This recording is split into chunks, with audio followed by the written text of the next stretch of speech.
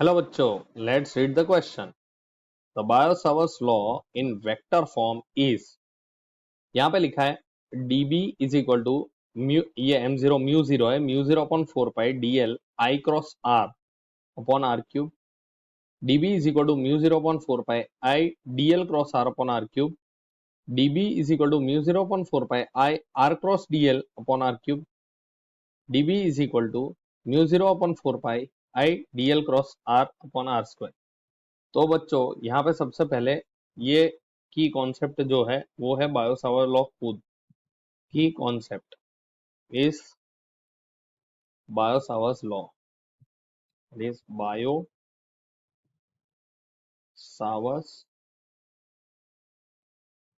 Law. अब ये बायोसावर्स law है क्या वो समझते हैं। देखो, मान लो मेरे पास एक करंट कैरिंग, हम बोल सकते हैं कि वायर है और यहाँ पे करंट जा रहा है आई, और ये जो है, ये जो मैंने करंट कैरिंग एलिमेंट है उसका पार्ट लिया है डीएल जितना छोटा सा। ठीक है, मतलब IDL is our current element carrying current in a direction. अब at a distance r from this current carrying element DL, we have a point A where we have to measure the magnetic field, and this magnetic field will be dB। और ये जो cross लिखा है उसका मतलब इसका direction होगा अंदर की side by right hand thumb rule. ठीक है बच्चों, तो यहाँ पे एक और चीज समझ लेते हैं कि ये जो यहाँ से पॉइंट ए है वो एट एन एंगल थीटा है, थीटा एंगल पे है। तो यहाँ से हम लोग इसको लिख सकते हैं इस तरीके से। एक तो ये थीटा है, और एक और चीज समझ लो कि ये जो डिस्टेंस है यहाँ से करंट कैरिंग एलिमेंट का वो है वेक्टर आर। क्या है? Position vector R. तो अब हम इसको बोल सकते हैं कि आइडियल और आर एक ही प्लेन में है और डीबी इसके परपेंडिकुलर प्लेन में है, तो ये एक तरीके का क्रॉस प्रोडक्ट बनेगा। लेकिन उसको देखते हैं हम कैसे बनता है। तो देखो, डीबी को मैं लिख सकता हूं, dB I can write as mu zero upon 4 pi, ये वेक्टर क्वांटिटी है, इसको हम लिख सकते हैं आई डीएल।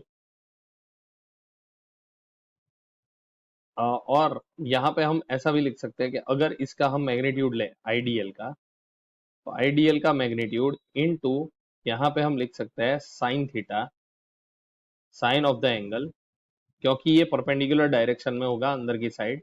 और जो ये जो इसकी डायरेक्शन है आईडीएल की, वो डायरेक्शन है unit vector of R cap. मतलब आप देख सकते हो ये आईडीएल की जो है वो कौन सी है, आर कैप डिस्टेंस पे है, मतलब पोजीशन वेक्टर की डायरेक्शन होगी आर कैप, जो कि मल्टीप्लीकेशन में आएगा और अपॉन ये आ जाएगा आर स्क्वायर जैसा। अब इसको हम आगे कैसे लिख सकते हैं? देखो, इसको हम आगे लिख सकते हैं dB is equal to mu zero upon 4 pi.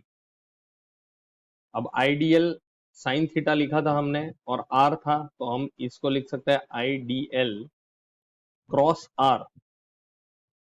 अब आईडीएल क्रॉस आर लिखने से पहले हम क्या करते हैं, आईडीएल साइन थीटा को वैसे का वैसे ही रहने देते हैं, आईडीएल साइन थीटा।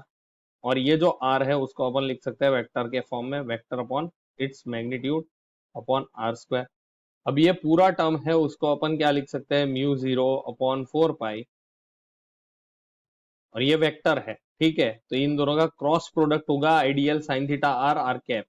ठीक है, तो ये हो जाएगा IDL cross are upon R square into R would be R cube. तो ये हमारा फाइनल, हमारा रिजल्ट होना चाहिए dB is equal to mu zero upon 4 pi IDL cross are upon are cube.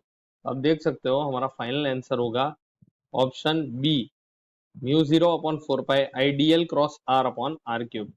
Hope you understand बच्चों। Thank you and best of luck.